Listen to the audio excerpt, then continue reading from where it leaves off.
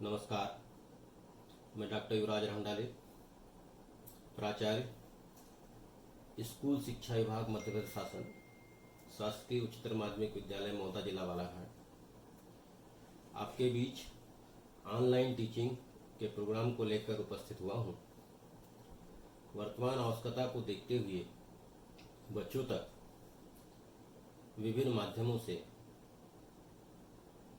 शिक्षण सामग्री पहुंचाई जा रही है और इसी के अंतर्गत मैं चूंकि अनेक वर्षों तक भौतिकी व्याख्याता के रूप में उत्कृष्ट विद्यालय बालाघाट और अन्य संस्थाओं में मैंने कार्य किया है तथा विभिन्न प्रतियोगी परीक्षाओं के लिए बच्चों को सहयोग किया है।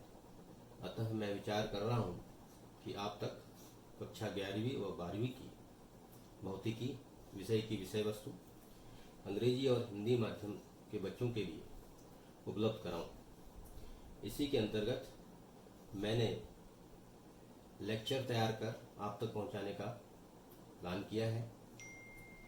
क्योंकि हिंदी माध्यम के बच्चों को आगामी वर्षों में कॉलेजेस में भौतिकी को अंग्रेजी माध्यम में पढ़ने की आवश्यकता होती है, अतः उन्हें भौतिकी के टर्म्स अंग्रेजी में पता होना चाहिए तथा अंग्रेजी माध्यम के बच्चों के लिए यह आवश्यक है कि वह भौतिकी विषय वस्तु को बहुत अच्छी तरीके से अपनी मातृभाषा में भी समझें। अतः इन दोनों बातों को ध्यान में रखकर मैं सम्मिलित रूप से दोनों माध्यम के बच्चों के लिए लेक्चर तैयार कर रहा हूँ और वीडियो के माध्यम से आप तक पहुँचाने का प्रयास करूँगा। आइए आज हम कक्षा 12वीं के बच्चों के लिए स्थिर वैद्युत इलेक्ट्रोस्टैटिक्स पर चर्चा करें। आज हम इलेक्ट्रोस्टैटिक्स और स्टैटिक इलेक्ट्रिसिटी, स्थिर वैद्युत पर चर्चा कर रहे हैं। इलेक्ट्रोस्टैटिक्स और static electricity is the branch of physics which deals with the study of electric force, electric field, electric potential, electric capacitance and electric energy due to charge at rest. Electrostatics or static electricity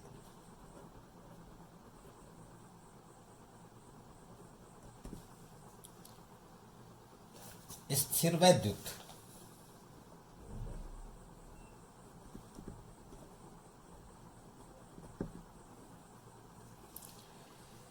इसके अंतर्गत जब हम यह चर्चा करें कि आवेश स्थिर हो और उसके प्रभाव का अध्ययन करें तो हम स्थिर वैद्युत के अंतर्गत इस पर हम चर्चा करते हैं। हम इसमें सबसे पहले पढ़ेंगे घर्षण विद्युत के बारे में। घर्षण विद्युत मीन्स फ्रिक्शनल इलेक्ट्रिसिटी।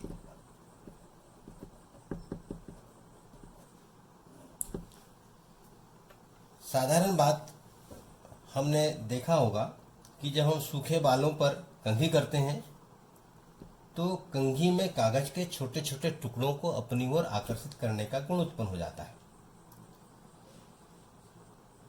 ये 6वीं शताब्दी में यूनानी वैज्ञानिक हुए थे, थेल्स। ये बात है 6वीं शताब्दी की, 6th सेंचुरी।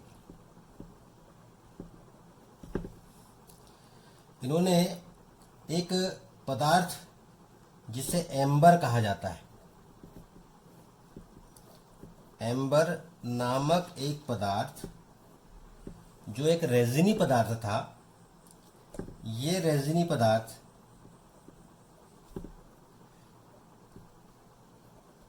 ये पाया जाता है बाल्टिक सागर के किनारे। इसमें ये विशेषता होती थी कि जब इस पदार्थ को हम एम्बर को ऊन से रगड़ते थे तो इसमें कागज के छोटे छोटे टुकड़े, हल्के पंखों को, धूल के कणों को या पत्तियों के टुकड़ों को अपनी ओर आकर्षित करने का गुण उत्पन्न हो जाता था। इसके बाद 16वीं शताब्दी में एक और नाम आता है। इस 16वीं शताब्दी में साम्राज्ञी एलिजाबेथ प्रथम के जो फैमिली डॉक्टर थे विलियम गिलबर्ट,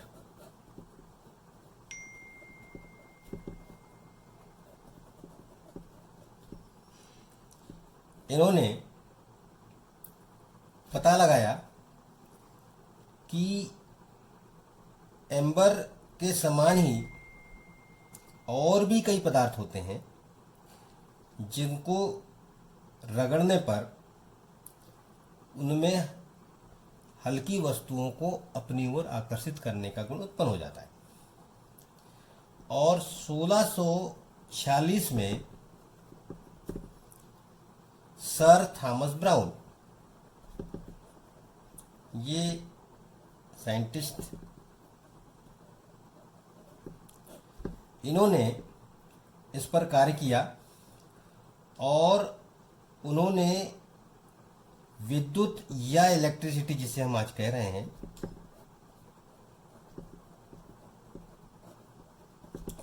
यह नाम दिया। एक्चुअल में ये नाम कैसे आया कि एम्बर जो है, इसका जो ग्रीक नाम होता है वो है इलेक्ट्रम, और इलेक्ट्रम से इलेक्ट्रिसिटी बना है। तो इस प्रकार उस ऊर्जा को जिसके कारण किसी पदार्थ में हल्की वस्तुओं को आकर्षित करने का गुण उत्पन्न हो जाता है, उसे हम विद्युत कहते हैं। So that energy due to which matter gets property of attracting the things is known as electricity. अब हम कहें कि जिन पदार्थों में ये गुण आ जाता है, जिस पदार्थ में हल्की वस्तुओं को अपनी ओर आकर्षित करने का गुण उत्पन्न हो जाता है, उसे हम इलेक्ट्रीफाइड या हम कहेंगे विद्युतमय। और ये कह सकते हैं कि जो विद्युतमय हो जाता है, इलेक्ट्रीफाइड हो जाता है, उसमें आवेश उत्पन्न हो जाता है, उसमें चार्ज प्रोड्यूस हो जाता है और चार्ज हो जाती है। अब बात आती है कि चार्ज दो प्रकार के होते हैं, टू काइंड्स ऑफ चार्जेस।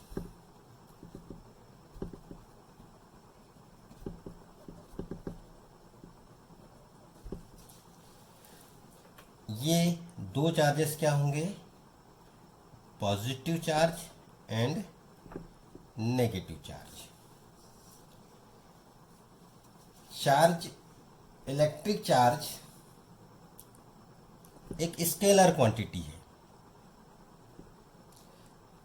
ये अदिश राशि है।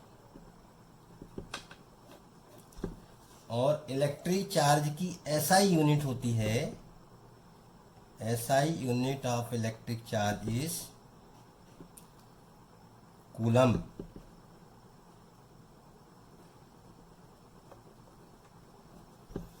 मतलब चार्ज को, आवेश को हम कूलम से प्रदर्शित करेंगे। कुछ उदाहरण दे करके हम चार्ज को डिफाइन कर सकते हैं, समझा सकते हैं। यदि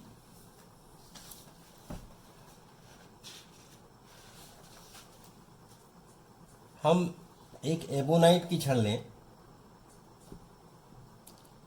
और इस एबोनाइट की छड़ को ऊनी कपड़े से रगड़ दें,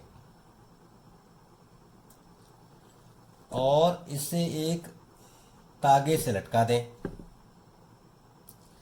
तो इस समय एबोनाइट की छड़ पर एक आवेश उत्पन्न हो जाता है जिसे हम ऋणावेश कहते हैं, नेगेटिव चार्ज कहते हैं।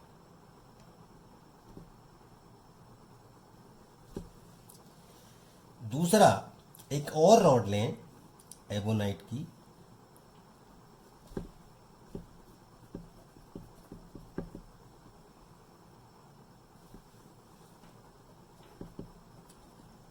इसको भी हम ऊनी कपड़े से रगड़ें तो इस पर भी नेगेटिव चार्ज आ जाएगा। यह देखा गया कि यदि इसको इसके करीब लाया जाता है तो इनमें रिपल्सन होता है, ये दूर हट जाती है, प्रतिकर्षण कहते हैं, रिपल्सन। सेम प्रोसेस यदि मान लो हम एक कांच की छड़ लेते हैं, ग्लास रॉड,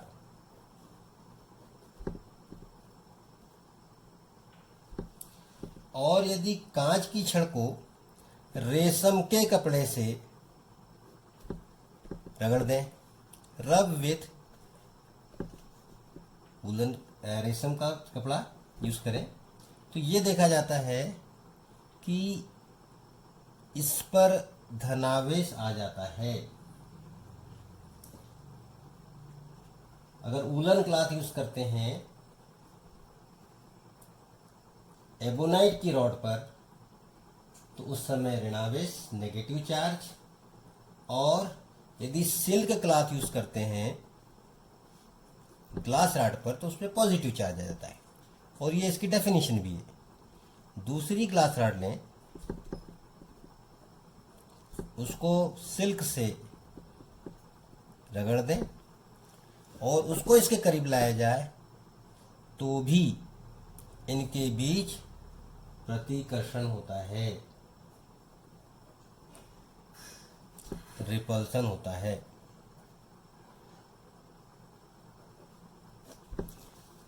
और यदि ये एक्सपेरिमेंट उल्टा किया जाए, ये एबोनाइट रॉड है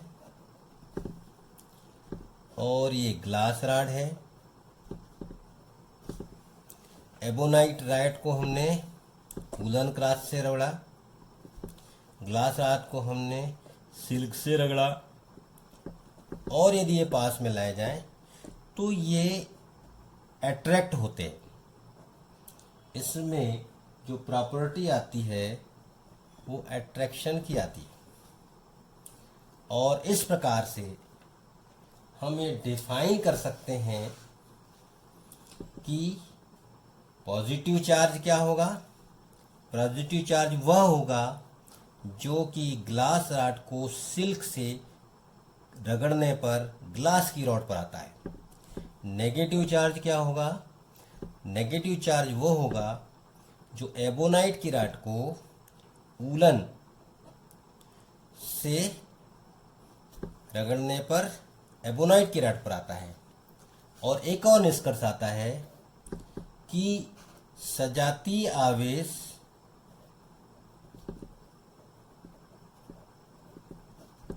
एक दूसरे को प्रतिकर्षण करते हैं। सेम चार्जेस जो होते हैं उनमें रिपल्सन होता है। विजातीय अपोजिट चार्जेस एक दूसरे को अट्रैक्ट करते हैं, उनमें आकर्षण होता है। कुछ उदाहरण और भी हो सकते हैं कि कांच की छड़ को हम रेशम के कपड़े से रगड़ें, ऊनी कपड़े को हम एम्बर एबोनाइट की छड़ से रगड़ें, रबड़ की छड़ को हम ऊनी कपड़े से रगड़ें, ऊनी कोट को हम प्लास्टिक सीट से रगड़ें, ऊनी गलीचे को हम रबर के जूते से रगड़ें। तो पॉजिटिव चार्ज किस पर होगा, नेगेटिव चार्ज किस पर होगा? ये सिंपल है कि ग्लास की रॉड पर या ऊनी कपड़े, कोट, गलीचे जिस पर भी होगा वो पॉजिटिव चार्ज होगा। और रेशम के कपड़े पर हो, एम्बर पर हो, एबोनाइट पर हो, रबर की छड़ पर हो, प्लास्टिक की सीट पर हो, रबर के जूते पर हो, उन पर सब पर ये नेगेटिव चार्ज होता है। अब बात आती है कि ये इलेक्ट्रॉनिक चार्ज कहाँ से आया। आवेश की उत्पत्ति का इलेक्ट्रॉनिक सिद्धांत।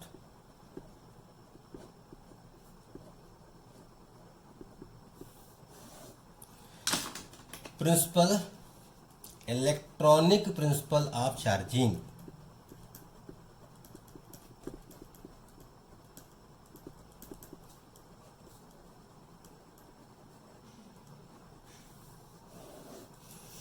हम जानते हैं कि प्रत्येक पदार्थ जो होता है वो अणुओं से मिलकर बना होता है। एटम्स और मॉलिक्यूल्स, और प्रत्येक मॉलिक्यूल्स या प्रत्येक अणु जो होता है, एटम जो होता है, वो परमाणुओं से मिलकर बनता है। मॉलिक्यूल्स एटम से मिलकर बने होते हैं। और प्रत्येक जो एटम का स्ट्रक्चर कैसा होता है, आप जानते हैं एटम के स्ट्रक्चर में न्यूक्लियस होता है, नाभिक, न्यूक्लियस। और इस न्यूक्लियस में आप जानते हैं प्रोटॉन और न्यूट्रॉन्स होते हैं। और इसके जो आउटर ऑर्बिट्स होते हैं, इसके जो बाहर ऑर्बिट्स होते हैं, इनमें इलेक्ट्रॉन्स चक्कर लगाते रहते हैं। ये इलेक्ट्रॉन्स हैं।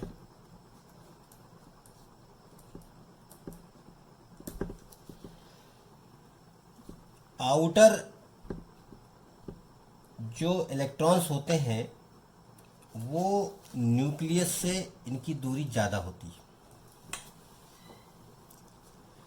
न्यूक्लियस प्रोटॉन पॉजिटिव चार्ज का होता है, इलेक्ट्रॉन्स नेगेटिव चार्ज का होता है। और ये इनके बीच में जो अट्रैक्शन होता है, इनके कारण ये बैलेंस बना होता है। जितना पॉजिटिव चार्ज होता है जो न्यूक्लियस में होता है, उतना ही नेगेटिव चार्ज ऑर्बिट्स में होता है। जितने प्रोटॉन्स होते हैं उतने ही इलेक्ट्रॉन्स होते हैं। ये दोनों बराबर संख्या में होते हैं। कुल मिलाकर के अगर कहा जाए कि न्यूक्लियस में पॉजिटिव चार्ज और ऑर्बिट्स में नेगेटिव चार्ज इक्वल होता है टोटल चार्ज। और इस प्रकार से हम कह सकते हैं कि परमाणुओं में दो प्रकार के आवेश होने के बावजूद वह विद्युत रूपेण उदासीन होता है, न्यूट्रल होता है। इलेक्ट्रिकली क्या होता है, ये न्यूट्रल होता है। अब मान के चलें कि अगर आप दो सरफेस को रगड़ते हैं तो ये लास्ट ऑर्बिट के जो इलेक्ट्रॉन्स होते हैं वो बाहर आ जाते हैं, क्योंकि ये वीकली बॉन्डेड होते हैं। इनमें बल, जो आकर्षण बल होता है नाभिक के साथ में, कम होता है। और थोड़ी सी एनर्जी लेकर के इलेक्ट्रॉन्स बाहर आ जाते हैं। जब ये बाहर आ जाते हैं तो इन्हें हम फ्री इलेक्ट्रॉन्स कहते हैं।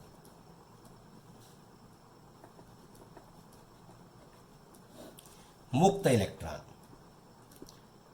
और यही मुक्त इलेक्ट्रॉन जो होते हैं किसी भी पदार्थ को आवेशित करने के लिए, इलेक्ट्रीफाइड करने के लिए उत्तरदायी होते हैं। जब आप दो सतहों को आपस में रगड़ते हैं, अब ये मान के चलिए ये कांच की छड़ है,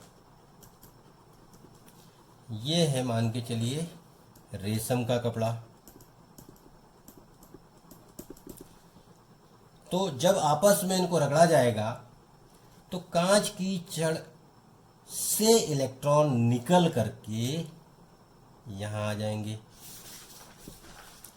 जब कांच की छड़ से इलेक्ट्रॉन निकलेंगे तो इलेक्ट्रॉन निकलने पर, इलेक्ट्रॉन जब निकल जाता है, आप देखें इसमें कि अगर इलेक्ट्रॉन बाहर आ जाएगा तो अभी दोनों बराबर थे, एक इलेक्ट्रॉन बाहर आ गया तो इलेक्ट्रॉन के बाहर आने के कारण नेगेटिव चार्ज कम हो गया और पॉजिटिव चार्ज उतना ही रह जाएगा जिससे बैलेंस में जो कुल मिलाकर के पॉजिटिव चार्ज नेगेटिव चार्ज के कंपैरिजन में ज़्यादा हो जाएगा, और इसलिए ये इलेक्ट्रॉन यहाँ आने से नेगेटिव चार्ज इस पर आ गया और ये पॉजिटिव हो जाएगा। एक इलेक्ट्रॉन अगर आता है तो यहाँ पर एक पॉजिटिव चार्ज उसी के इक्वल बढ़ जाता है। इलेक्ट्रॉन का जो चार्ज होता है 1.6 × इलेक्ट्रॉनिक चार्ज इतने कूलाम करीब होता है, तो ये इतना 1.6 × 10⁻19 कूलाम चार्ज इस पर बढ़ जाएगा नेगेटिव, और यहाँ से नेगेटिव तक कम हो जाएगा तो ये कहलाएगा पॉजिटिव। और इस प्रकार से कांच की छड़ पॉजिटिव हो जाती है, धनावेशित हो जाती है, और रेशम का कपड़ा जो होता है वो ऋणावेशित होता है। और यही जो है इलेक्ट्रॉनिक व्याख्या है, आवेश की उत्पत्ति का इलेक्ट्रॉनिक सिद्धांत है। इस प्रकार से जिससे इलेक्ट्रॉन निकल जाते हैं वो धनावेशित, और जिससे पर इलेक्ट्रॉन चले जाते हैं वो ऋणावेशित हो जाता है। कॉम्पिटिशन्स में कभी ये क्वेश्चन पूछा जाता है कि अगर किसी को धनावेशित कर दिया जाए तो उसके द्रव्यमान में मास कम होगा या बढ़ेगा। स्पष्ट है कि अगर किसी को धनावेशित किया गया है, पॉजिटिव चार्ज उस पर प्रोड्यूस हुआ है, तो तब हुआ होगा जब वहां से इलेक्ट्रॉन निकल करके दूसरे पर गए होंगे। इलेक्ट्रॉन का अपना मास होता है, इलेक्ट्रॉन का मास कितना होता है 9.1 × 10⁻31 kg। ये बहुत अल्प है लेकिन मास है। इतना मास यहां से यहां ट्रांसफर हो गया, दैट इज इस पर मास इंक्रीज हुआ होगा और यहां पर मास उतना कम हुआ होगा। तो ये माना जाता है कि जो पॉजिटिव चार्ज होता है उसका मास, उसका द्रव्यमान घटता है, और जो नेगेटिव चार्ज होता है उस पर द्रव्यमान बढ़ता है, क्योंकि उस पर इलेक्ट्रॉन चले जाते हैं।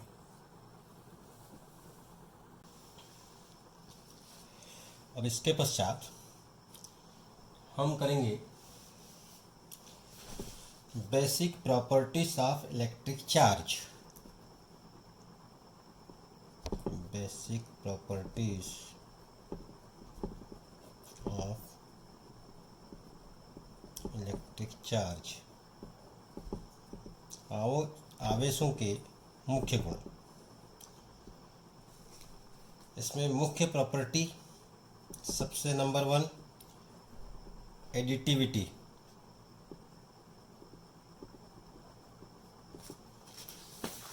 एडिटिविटी मीन्स आवेशों की बीजीय योग प्रकृति।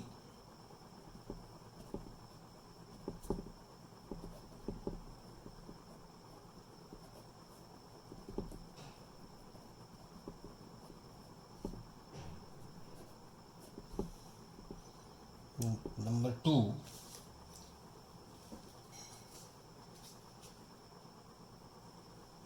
क्वांटाइजेशन।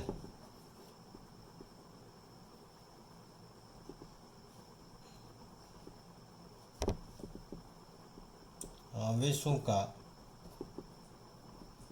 क्वांटीकरण। और तीसरी प्रॉपर्टी है कंजर्वेशन।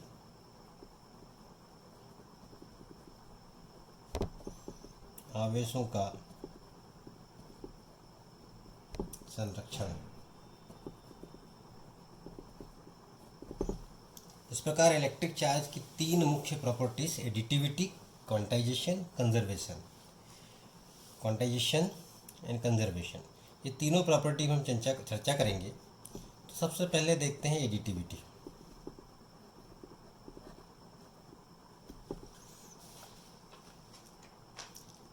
किसी भी निकाय में, किसी सिस्टम में कुल आवेश उसमें उपस्थित सभी आवेशों के बीजीय योग के बराबर होता है।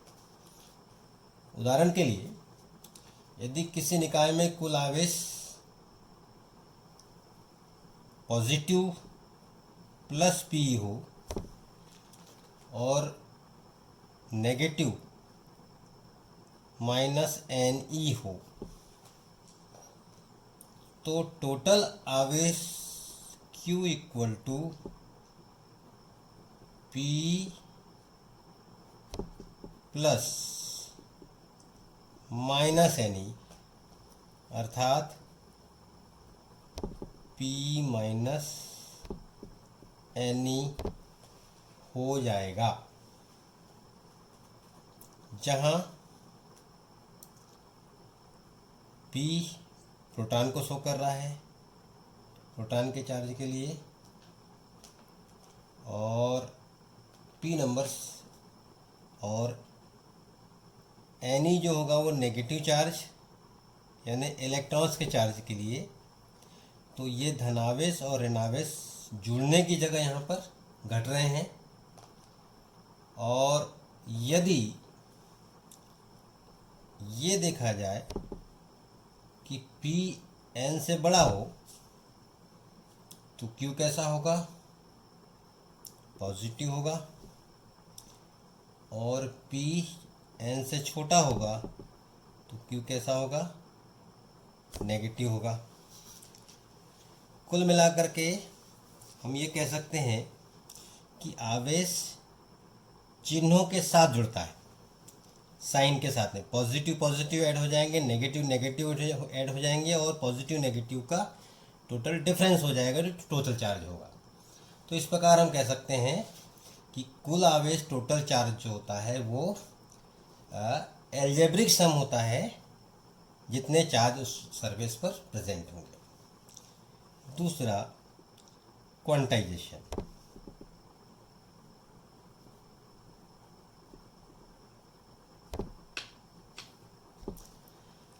आवेश के क्वांटीकरण का मतलब ये होता है कि प्रत्येक आवेशित पदार्थ पर आवेश की मात्रा एक इलेक्ट्रॉन पर आवेश की मात्रा के पूर्ण गुणज में होती है, इंटीजर मल्टीपल होती है टोटल चार्ज इलेक्ट्रॉन के चार्ज से। इलेक्ट्रॉन का चार्ज कितना होता है? इलेक्ट्रॉन का चार्ज होता है E इक्वल टू 1.6 10⁻⁹ कूलम। इतना चार्ज इलेक्ट्रॉन पर होता है। अब टोटल चार्ज यदि मान लीजिए किसी भी सरफेस पर हो तो ये इसका इंटीजर मल्टीपल होगा। मतलब पॉजिटिव भी चार्ज हो सकता है, नेगेटिव हो सकता है, और Ne where N equal to 1 2 3 4 dash dash dash. N के नंबर्स इस प्रकार से हो सकते हैं। मतलब क्या कहा जाए कि किसी भी सरफेस पर 1E 2E 3E 4E -E -2E -3 -4E ये चार्ज हो सकते हैं। E 2E 3 dash dash negative charge भी सेम। पर किसी भी सरफेस पर जो भिन्न के रूप में कह सकते हैं, जस्ट लाइक 3/2E चार्ज नहीं हो सकता, 5/2E चार्ज नहीं हो सकता, 7/2E चार्ज नहीं हो सकता। ये चार्जेस ऐसे नहीं हो सकते। ये कहलाता है आवेश का क्वांटाइजेशन। मतलब हम ये कह सकते हैं कि चार्ज को हम किसी भी तरीके से डिवाइड नहीं कर सकते, वो केवल इलेक्ट्रिक चार्ज के पार्ट में ही डिवाइड होगा। मतलब सबसे स्मॉल अमाउंट जो होगा वो चार्ज का क्या होगा? जो बेसिक चार्ज होगा वो होगा small e। Means small e से छोटा आवेश नहीं हो सकता। इस प्रकार से हम कह सकते हैं कि स्पष्ट तरीके से विद्युत आवेश को अनिश्चित रूप से विभाजित नहीं किया जा सकता। विद्युत आवेश की इस प्रॉपर्टी को, इलेक्ट्रिक चार्ज की इस प्रॉपर्टी को हम विद्युत आवेश का क्वांटीकरण और क्वांटाइजेशन ऑफ इलेक्ट्रिक चार्ज कहते हैं। अब थर्ड जो प्रॉपर्टी है इलेक्ट्रिक चार्ज की वो है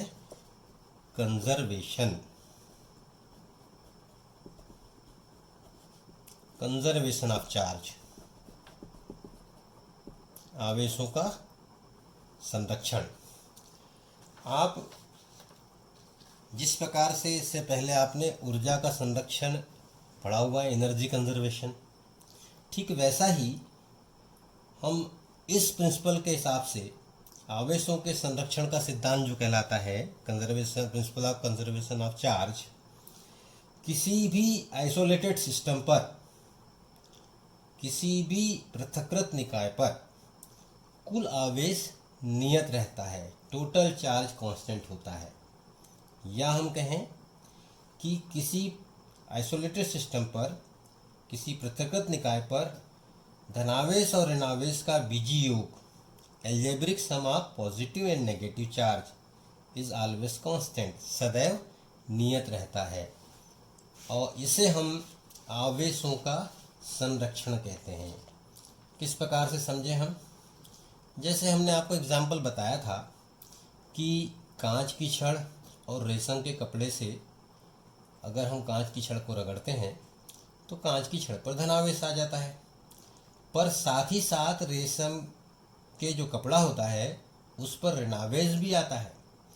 जितना कांच की छड़ पर जितना धनावेश आएगा, ये रेशम के कपड़े पर ऋणावेश के बराबर होगा। क्यों? क्योंकि अगर ये वापस चले जाए इस पर तो पुनः ये अनावेशित हो जाएगा जो रगड़ने के पहले थी। अर्थात कांच की छड़ को रगड़ने के पहले आवेश जितना था उतना ही कांच की छड़ को रेशम के कपड़े से रगड़ने पर बाद में भी उतना ही आवेश माना जाएगा। अर्थात आवेश कहीं से उत्पन्न नहीं हुआ है। आवेश को न तो उत्पन्न किया जा सकता है न ही नष्ट किया जा सकता है, वह केवल विभिन्न तरीके से विभिन्न समूहों में परिलक्षित हो सकता है, कई विभिन्न स्थितियों में हमको दिखाई दे सकता है। इसका एक एग्जाम्पल और है कि जब यूरेनियम थोरियम में विघटित होता है तो उससे अल्फा पार्टिकल निकलता है।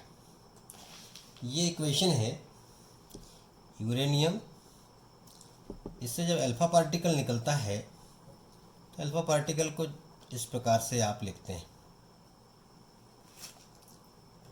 इसमें 2 इलेक्ट्रॉन्स होते हैं और ये थोरियम बनता है। ये यूरेनियम का विखंडन का समीकरण है 234 90 और ये होता है 92 238। इस इक्वेशन में देखिए कि टोटल चार्ज कंजर्व है,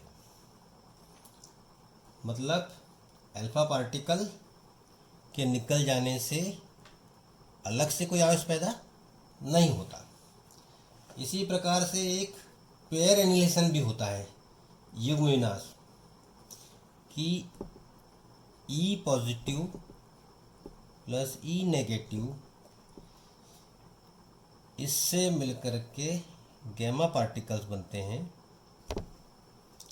ये पॉजिटिव जितना होता है उतना ही नेगेटिव और ये अनावेशित होता है।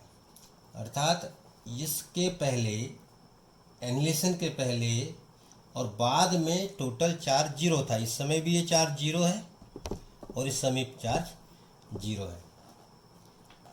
तो इस प्रकार से हम विभिन्न परिस्थितियों में देखते हैं कि पूरे ब्रह्मांड का चार्ज कांस्टेंट है, अलग से कोई चार्ज नहीं उत्पन्न किया जा सकता है, नहीं चार्ज कहीं पर नष्ट हो सकता है।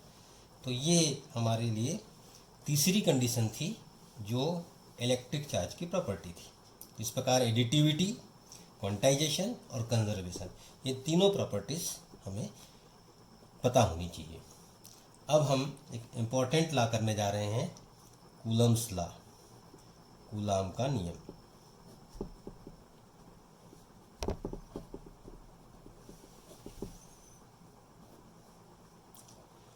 ये कूलम्स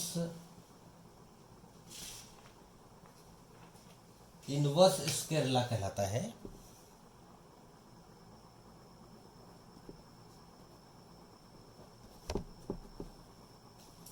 कूलाम का व्युत्क्रम वर्ग का नियम कूलाम के नियम के नाम से जाना जाता है। According to Coulomb's law, force of attraction or repulsion between 2 point charges is directly proportional to the product of their magnitude and inversely proportional to the square of distance between them and acts along the line joining the two charges. Coulomb के नियम के अनुसार किन्हीं दो बिंदु आवेशों के मध्य लगने वाले आकर्षण या प्रतिकर्षण बल का मान उन आवेशों के बीच परिमाणों के गुणनफल के अनुक्रमानुपाती और उनके बीच की दूरी के वर्ग के व्युत्क्रमानुपाती होती है। अगर हम दो चार्जेस ले लें, ये मान लीजिए कि ये Q1 और Q2 चार्जेस हैं और इनके बीच की डिस्टेंस r है, स्मॉल r। तो according to Coulomb's law, Coulomb के नियम के अनुसार force between them is directly proportional to product of Q1 and Q2। Q1 और Q2 के गुणनफल के समानुपाती होता है एंड तथा it is also inversely proportional to the distance square of the distance between them, दूरी के वर्ग के व्युत्क्रमानुपाती। F is proportional to 1/r²। अब इन दोनों को हम अगर मिला करके लिख दें, कंबाइनिंग द रिलेशन, दोनों को मिलाकर लिखने पर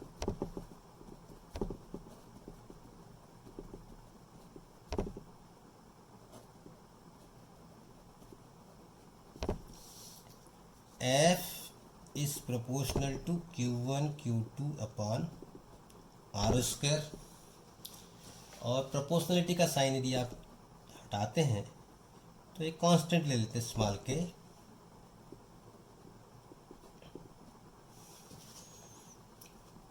तो ये कूलम्स लॉ का एक फार्मूला हो गया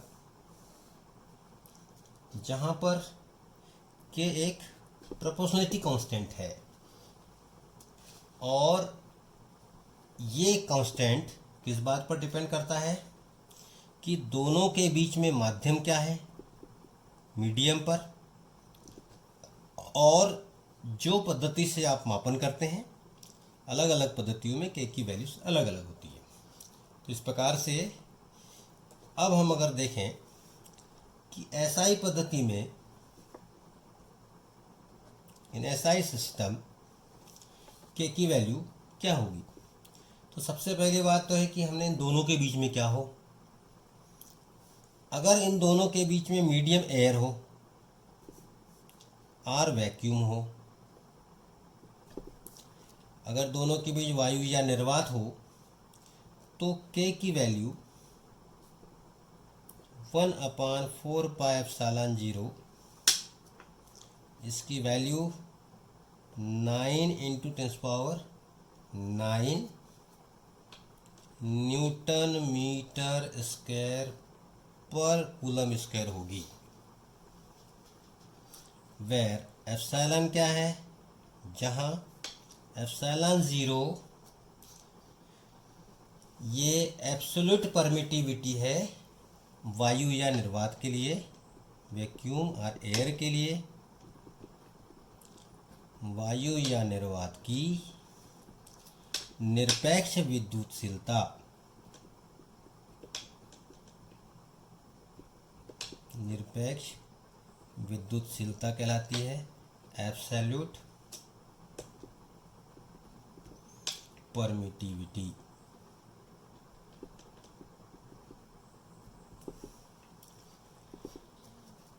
एप्सिलॉन 0 को यदि हम देखें तो इसको इस तरीके से भी किया जा सकता है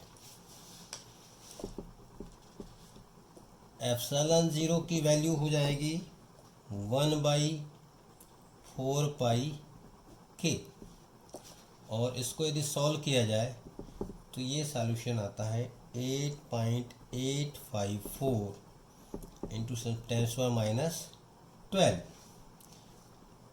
कूलम स्क्वायर पर न्यूटन मीटर स्क्वायर, ये इसका यूनिट हो जाएगा।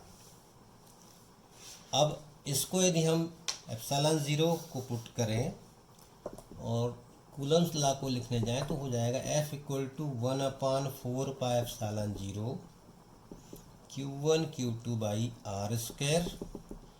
ये होगा किसमें? न्यूटन में। इस प्रकार से कूलम्स लॉ को इस प्रकार लिखा जा सकता है। वैल्यू के साथ लिखना चाहें तो ये लिख सकते हैं F = 9 × 10⁻9 Q1 Q2/r² न्यूटन। अब बात आती है कि यदि SI सिस्टम में ही यदि कोई अदर मीडियम हो दोनों के बीच में, वायु या निर्वात के अलावा कोई दूसरा माध्यम हो, तो उस समय क्या लिखा जाएगा? तो ये हो जाएगा F = 1/4πε0 और इसके साथ में यहाँ पर कैपिटल K मल्टीप्लाई कर देंगे, same to same K multiply अपान में कर देंगे Q1 Q2/r² न्यूटन में। तो अब यहाँ K क्या है? कैपिटल K जो है वो उस माध्यम का परावैद्युतांक कहलाता है, डाइलेक्ट्रिक कांस्टेंट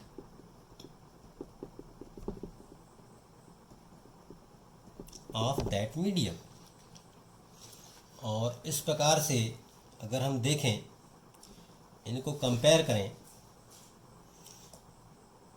तो इसको इस रूप में भी लिख सकते हैं 1/4π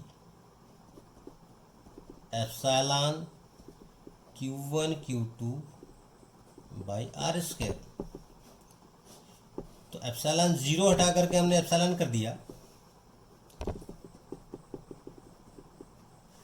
तो इससे स्पष्ट हो रहा है कि एप्सिलॉन किसकी जगह लिखा गया है? एप्सिलॉन ज़ीरो K की जगह। अब इस समय एप्सिलॉन जो होगा वो उस माध्यम के लिए निरपेक्ष विद्युतशीलता कहलाएगी। एप्सिलॉन जो होगी उस माध्यम की निरपेक्ष विद्युतशीलता।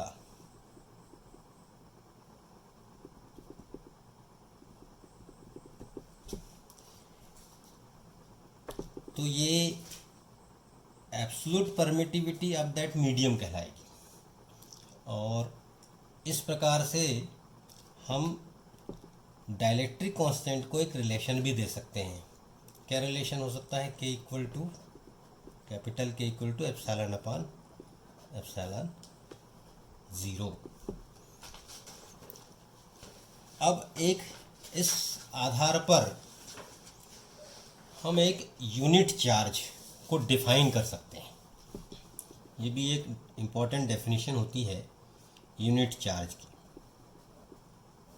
एकांक आवेश, कूलम्स लॉ के आधार पर आपको एकांक आवेश को परिभाषित करना। Define unit charge on the basis of Coulomb's charge, Coulomb's law. तो इस फार्मूले पर जाएं, F = 9 × 10⁹ Q1 Q2/r²। यदि F की वैल्यू हम ले लें लेफ्ट साइड 9 × 10⁹ न्यूटन, R की वैल्यू ले लें 1 मीटर, और charge Q1 equal to Q2 equal to Q ले लें। देन तब इस वैल्यूज़ को सब यहाँ पुट करेंगे। 9 equal to 10, 9 into Q upon 1 square, that is Q square equal to 1 आएगा कैंसिल होने पर, और Q इक्वल टू हो जाएगा +-1। दैट इज ये होगा यूनिट चार्ज। कब होगा यूनिट चार्ज? जब दोनों चार्जेस एक दूसरे से कितने डिस्टेंस पर हो, 1 मीटर के डिस्टेंस पर हो, और कितना फोर्स अप्लाई कर रहे हो, 9 newton. Thus if two similar charges are placed 1 metre apart in air और vacuum, experiences a force of repulsion of 9 into 10⁹ Newton, then each charge is said to be 1 coulomb charge और unit charge. अर्थात यदि समान परिमाण के दो सजातीय आवेश वायु या निर्वात में 1 मीटर की दूरी पर स्थित हो तथा एक दूसरे पर 9 into 10⁹ न्यूटन का बल, प्रतिकर्षण बल आरोपित कर रहे हो, तो प्रत्येक आवेश एकांक आवेश कहलाता है। इस प्रकार से हम इसको डिफाइन कर सकते हैं। अब बात आती है कि कूलम्स लॉ की कुछ लिमिटेशंस हैं। कूलम का जो सिद्धांत है, नियम है, वो कुछ सीमाएं लिए हुई है। तो इसमें सबसे पहले तो जो लिमिट है इसकी सीमाएं, वो है कि ये केवल पॉइंट चार्ज के लिए है। दैट इज यह नियम केवल बिंदु आवेशों के लिए सत्य है। दूसरी बात, यह नियम केवल स्थिर आवेशों के लिए सत्य है, मतलब चार्ज रेस्ट में होने चाहिए। और तीसरा जो इम्पोर्टेंट है, जो लिमिटेशंस है, यह नियम सीमित दूरियों के लिए सत्य है।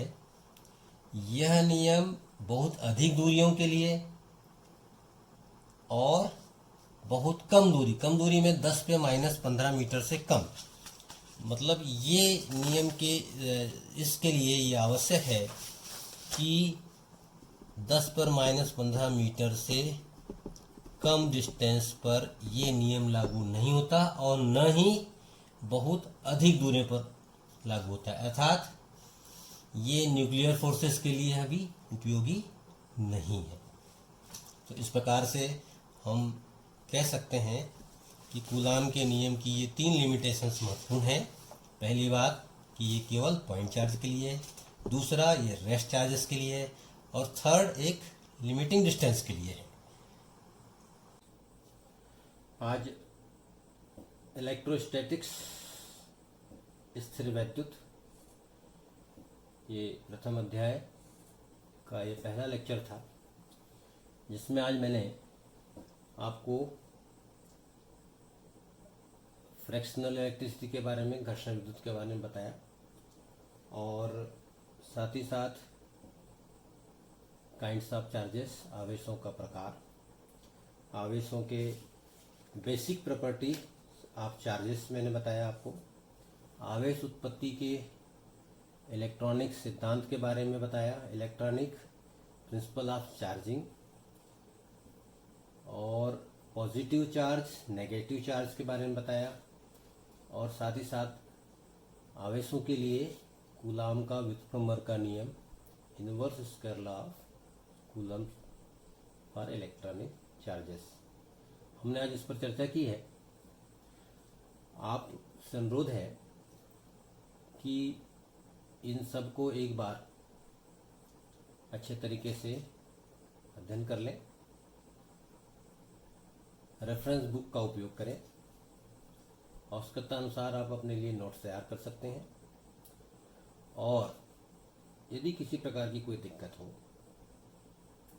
तो मेरा कॉन्टैक्ट नंबर इसमें डिस्प्ले कर दिया जाएगा, उस पर आप मुझसे पूछ भी सकते हैं। और इस प्रकार से हम इसके बाद अगले लेक्चर में इसको कंटिन्यू करेंगे। थैंक्स, धन्यवाद।